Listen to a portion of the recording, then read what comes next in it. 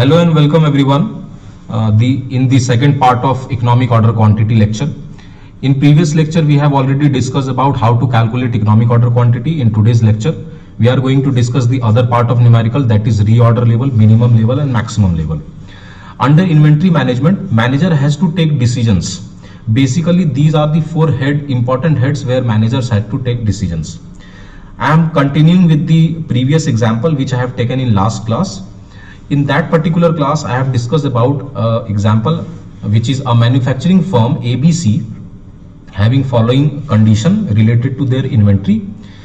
In a year, the total raw material usage is 1600 unit. Ordering cost, एक बार order करते हैं, that ordering cost is ₹100 per order, per lot, and storage cost per unit is ₹8. Okay, firm use raw material in a range of 5 to 15 unit per day. एक firm जो है अपने raw material को कम से कम 5 unit एक दिन में इस्तेमाल करता है या मैक्सिमम 15 यूनिट एक दिन में इस्तेमाल करता है. तो ये जो रेंज है ये फर्म के रॉ मटेरियल के यूसेज का रेंज है. इसका इस्तेमाल हम करेंगे रीऑर्डर लेवल, मिनिमम लेवल और मैक्सिमम लेवल को कैलकुलेट करने में. And the next part is raw material provider delivers input in a range of 2 to 4 day. Find out these four things. Now the second part of the question says that raw material provider कम से कम 2 दिन का वक्त लेता है सामान पहुंचाने में और ज्यादा से ज्यादा 4 दिन का वक्त लेता है सामान पहुंचाने में. तो इन दिए हुए कंडीशन के हिसाब से as a inventory manager we have to take decision on certain issues. Now the issue number 1, economic order quantity, that we understood in the last lecture. आइए उसको देख लेते हैं. रिकैप हो जाएगा हमारे, रिकैप भी हो जाएगा हमारे कॉन्सेप्ट का, and then we will forward with the reorder level, minimum and maximum level. Economic order quantity का फॉर्मूला क्या है? √2 into annual usage. Annual usage must be in quantity. Okay, so annual usage का unit कभी भी rupees में नहीं रहेगा, याद रखिएगा, ये हमेशा क्वांटिटी में रखेंगे. ऑर्डरिंग कॉस्ट, एक लॉट को ऑर्डर करने में या एक लॉट को मंगवाने में जो खर्च आ रहा है, that is ordering cost. And storage cost also known as carrying cost.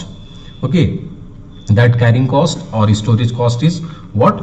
To keep 1 unit in a inventory. तो इस पर्टिकुलर क्वेश्चन में दिया हुआ है annual usage 1600 unit, 1600 unit raw material का इस्तेमाल होना है. ऑर्डरिंग कॉस्ट 100 रुपए का दिया हुआ है और स्टोरेज कॉस्ट एक यूनिट को इन्वेंट्री में रखने का जो स्टोरेज कॉस्ट है वो 8 रुपए है. ठीक है. So with the help of these informations we are calculating now. Put the value 2 into √1600. Information दिया यहाँ ऊपर आप देख लीजिए, 1600 यूनिट दिया हुआ है and then ordering cost is ₹100 and ये ₹8. ये डायरेक्टली दिया हुआ है तो डायरेक्टली आप इसको पुट करेंगे and you will get the value 200. ये सेम वैल्यू है जो हमने लास्ट क्लास में, लास्ट लेक्चर में देखा था, 200 यूनिट. ये हमारा हो गया EOQ. अच्छा, अब नेक्स्ट पार्ट देखते हैं, economic order quantity which is also known as reorder quantity. ये हमने कैलकुलेट कर लिया. यहाँ तक कोई दिक्कत किसी को? आप वीडियो पॉज करके इसको नोट डाउन कर लीजिए, है ना, और इसी बेसिस पर आपको एग्जाम में क्वेश्चंस आएंगे. अच्छा, नेक्स्ट लेवल है रीऑर्डर लेवल. अब इसको समझते हैं. रीऑर्डर लेवल क्या होता है ये? आप देखिए, अब मान लीजिए हमने 200 यूनिट मंगवाया सामान एक बार में, हमारे यहां पर आ गया, और 200 यूनिट क्या है? इकोनॉमिक ऑर्डर क्वांटिटी, जहां पे कॉस्ट हमारा मिनिमम है. यहां तक तो हमारा कॉन्सेप्ट क्लियर है. मिनिमम कॉस्ट आएगा जब हम 200 मंगवाएंगे. ठीक है. अब हमने 200 मंगवाया, अब हम रोज उसको खर्च करेंगे, रोज थोड़ा थोड़ा हम खर्च करेंगे. We will use that and one day it will come when the raw material quantity is so less and now we have to order or we have to place new order because एक साल में 1600 unit खर्च होता है. अभी तो 200 ही मंगवाया है, अभी 1200 तो बचा हुआ है. तो उसको ऑर्डर कब किया जाएगा? तो वो रीऑर्डर लेवल क्या होगा, कब हमें ऑर्डर करनी चाहिए? अब इसको reorder level as a manager, अगर मैं मैनेजर हूं तो मैं कैसे डिसीजन लूंगा? मैं हमेशा इस तरह से पेसिमिस्ट होकर डिसीजन लूंगा कि सबसे पहले तो पेसिमिस्ट होकर कि एक दिन में मैक्सिमम कितने रॉ मटेरियल का यूसेज हो सकता है. मैक्सिमम, नॉट मिनिमम, मैक्सिमम, है ना. मैक्सिमम यूसेज कितना हो सकता है और मैक्सिमम टाइम डिलीवरी वाले को कितना लग सकता है। This is the possible situation और द सेफेस्ट सिचुएशन जहां पे हमें ऑर्डर करना चाहिए एक दिन में। हालांकि 5 से 15 मेरा रेंज है, मैं कम से कम 5 रॉ मटेरियल यूज करता हूं या ज्यादा से ज्यादा 15, यानी 15 से ज्यादा रॉ मटेरियल कभी यूज हो ही नहीं सकता। तो पेसिमिस्ट होकर अगर हम सोचें तो मानते हैं कि चलो रोज मैक्सिमम यूज कर रहे हैं हम, है ना, और डिलीवरी करने में रॉ मटेरियल प्रोवाइडर 4 दिन का वक्त लगाएगा मैक्सिमम। इतने कम से कम 2 दिन में पहुंचा दिया तो very good, well and good, नहीं तो वो ज्यादा से ज्यादा कितना लगाएगा, 4 दिन का वक्त लगाएगा। सो the maximum usage and maximum days, अगर आप इसको मल्टीप्लाई करें कि एक दिन में हम 15 यूनिट का इस्तेमाल करते हैं और 4 दिन तक अगर हम इस्तेमाल करें और 4 दिन के बाद रॉ मटेरियल प्रोवाइडर मेरे को डिलीवर करे, तो कितने यूनिट पे हम ऑर्डर करेंगे, 60 यूनिट पे। अब इसको कंसेप्चुअली समझिए, हमारे पास 200 यूनिट है, वो हमने यूज करना शुरू किया रोज, 5, 6, 7, 8, 10, 15 जो भी यूज कर रहे हैं, रोज यूज कर रहे हैं। अब जैसे ही आपका इन्वेंट्री 60 यूनिट पर आया, अब आपकी इन्वेंट्री में सिर्फ 60 यूनिट ऑफ रॉ मटेरियल बचा हुआ है, ये वो सेफेस्ट पॉइंट है जहां आपको ऑर्डर करना चाहिए, इससे नीचे नहीं, ये सेफेस्ट पॉइंट है।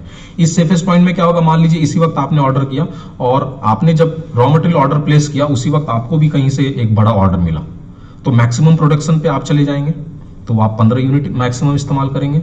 और उधर दूसरी तरफ ये हो गया कि रॉ मटेरियल प्रोवाइडर ने कहा कि मैं 2 दिन में तो नहीं पहुंचा पाऊंगा, 4 दिन लगेगा, जो उसका मैक्सिमम टाइम है, एक्सेप्टेबल टाइम है ये।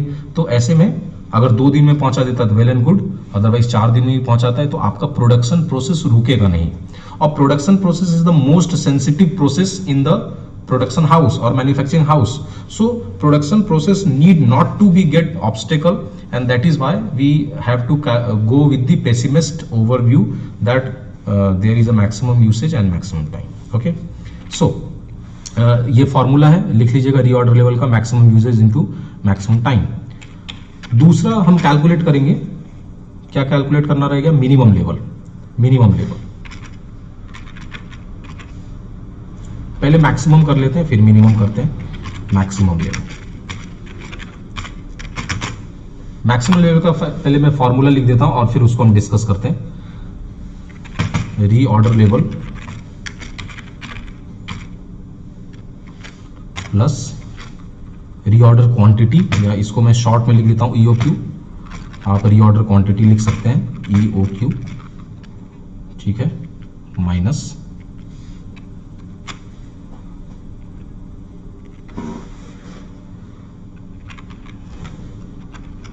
Minimum usage into minimum time. ठीक है, अब इसको समझते हैं। आपने जब आपके पास रीऑर्डर लेवल 60, यानी आपके पास जब 60 यूनिट बचा, आपने ऑर्डर किया, ऑर्डर प्लेस किया, ठीक है, 60 यूनिट बचा, ऑर्डर प्लेस किया, नया ऑर्डर आया, दैट इज रीऑर्डर क्वांटिटी आया, विच व्हाट इज 200, है ना, हमने कैलकुलेट किया था, EOQ हमने कैलकुलेट किया था यहाँ पे 200। ओके, तो अब आपके स्टॉक में 260 यूनिट आपके स्टॉक में है ना। तो आपको स्पेस जो चाहिए, ये मैक्सिमम लेवल का मतलब क्या है कि खुद का आपका स्टॉक का स्पेस कितना है जो आपको रखना ही रखना है। तो 260 यूनिट का अगर आप स्पेस लेते हैं, एक सिंपल मैं बता रहा हूं, 60 क्वांटिटी मेरे पास बचा था, मैंने 2 ऑर्डर किया और 200 यूनिट आया, तो टोटल मेरे पास स्टॉक आ गया रॉ मटेरियल का 260। तो मेरे पास जो जगह होनी चाहिए स्टॉक रखने के लिए 260 होनी चाहिए। क्या ये सही है? क्या हम कुछ मिस कर रहे हैं? हाँ, हम कुछ मिस कर रहे हैं। क्या मिस कर रहे हैं?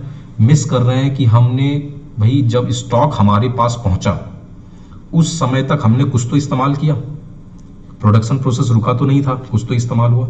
इसीलिए अगर आप 260 के साथ जाते हैं, मान लीजिए कोई ऐसा गोडाउन आपने लिया है जहां पे एक गोडाउन में सिर्फ 50 यूनिट ही आप रख सकते हैं, तो आपने 260 रखने के लिए अब आपको कितने गोडाउन लेने पड़ेंगे? 6 गोडाउन लेने पड़ेंगे। 5 में 250 आएगा और 10 यूनिट बचा रहेगा।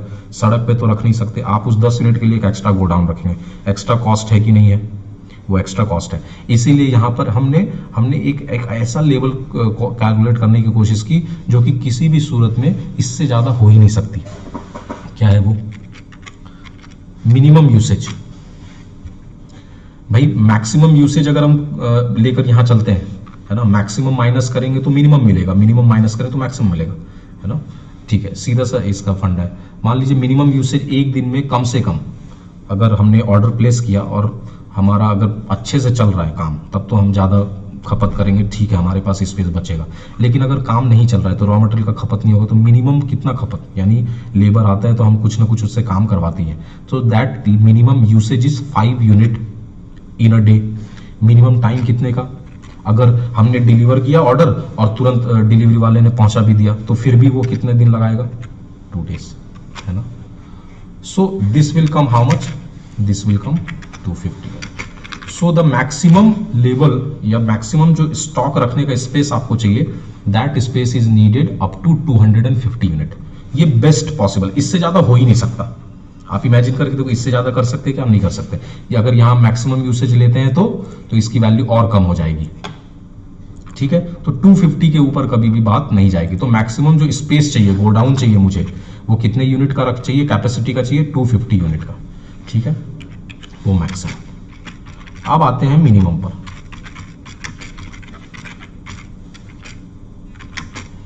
मिनिमम लेवल आपका स्टॉक मिनिमम कहां तक जा सकता है ना। मिनिमम लेवल जो हमेशा स्टॉक मतलब उतना रहता ही है, उससे कम कभी होगा ही नहीं स्टॉक। आपकी स्टॉक उससे कम कभी होगा ही नहीं। उससे भी कम हो गया तो आप एकदम आपका प्रोडक्शन प्रोसेस हार्म होना ही होना है, उसमें कोई एकदम क्रिटिकल पॉइंट है। तो ये minimum level actually critical point है, इससे नीचे नहीं जा सकता स्टॉक, ठीक है। तो इसको कैलकुलेट कैसे करेंगे? पहले फॉर्मूला लिख लेते हैं, फिर उसको डिस्कस कर लेंगे। Order level minus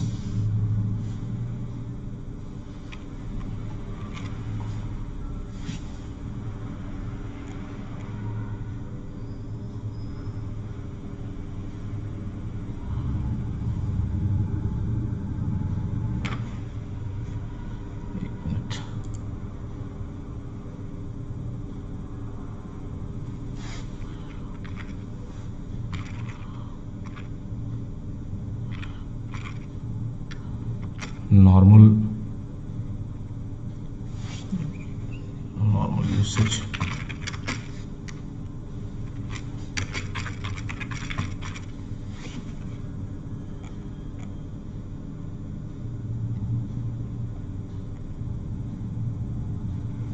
normal time, ठीक है।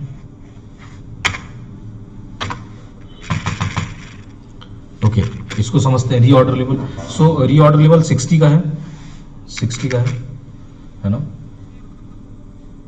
60 पे हमने ऑर्डर किया, है ना। अब हमने 60 पे ऑर्डर किया और क्रिटिकल पॉइंट क्या होना चाहिए मेरा कि आमतौर पर कितना मैं खर्च कर रहा हूं आमतौर पे। तो आमतौर अब नॉर्मल यूसेज का आपको रेंज तो 2 ही पॉइंट दिया हुआ है ना, 5 to 15 और 2 to 4, है ना। तो क्या करेंगे, ये मिनिमम है, minimum usage, this is maximum usage, this is minimum day and this is maximum day to get deliver. So to find out the normal you have to take the average of these two, you have to take average of these two. तो अगर 5 और 15 का average लेते हैं तो वो हो जाता है 10 यूनिट, यानी आमतौर पे 10 यूनिट रोज मेरा खपत है, ठीक है। और आमतौर पे अगर इसका एवरेज लेते 2 और 4 का, तो आमतौर पे 3 दिन का वक्त लगाता है डिलीवर करने में, ठीक है। So this 10 multiply by 3 is how much? 60 minus 30 which is equal to 30. So the minimum level will be 30. इससे नीचे नहीं जाना चाहिए, है ना। अब यहां मैं मैक्सिमम लेकर करता तो ये इससे भी नीचे चला जाता, वो तो एक्सेप्टेबल ही नहीं है। दैट इज 15 यूनिट मैक्सिमम हम यूज कर रहे हैं और 4 दिन का वक्त लगा रहा है ना, वो तो एक्सेप्टेबल ही नहीं है। तो हमने क्या किया, नॉर्मल यूसेज को लेकर चला। इससे कम हो तो ठीक है, यानी 30 40 है, 50 है, 60 है, यानी 60 पे तो अपने को ऑर्डर करना ही है, लेकिन इससे नीचे कभी भी बात नहीं जानी चाहिए। Okay, so by this method आप बहुत ही सिंपल फार्मूला है और लॉजिकल फार्मूला भी है, इसको रटने की भी बहुत जरूरत नहीं है, but still write down and practice similar questions and you will be able to cope up with the numerical, and this numerical will come under the head of 5 marks or let's see, अगर सिर्फ economic order quantity पूछूंगा तो कम marks में आएगा। Okay, that's all from my side, have a nice day, thank you guys, hope you understand.